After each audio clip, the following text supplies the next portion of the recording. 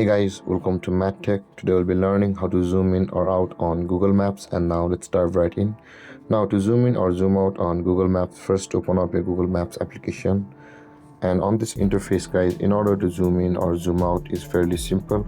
So you just have to tap with two fingers apart, a little bit distance between your two fingers, and tap both fingers on your Google Maps and zoom and close your fingers to zoom out. You can see guys, tap with two fingers and close your fingers to zoom out.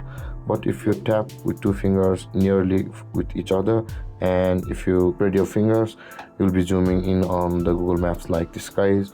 You can see, tap with two fingers apart and close your fingers to zoom in, and tap with two fingers near to each other and spread your fingers to zoom out like this guys. This is the simple way, or you can just double tap on the map and it will zoom in itself.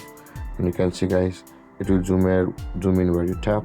And to zoom out, tap with two fingers and close them, and it will zoom out like this. And with that being said guys, this is how to zoom in or zoom out on Google Maps. And if you have any confusions or questions regarding the topic, feel free to comment in the comment section below. And don't forget to like, subscribe, and hit that bell icon for more videos. Thank you for watching guys. Peace.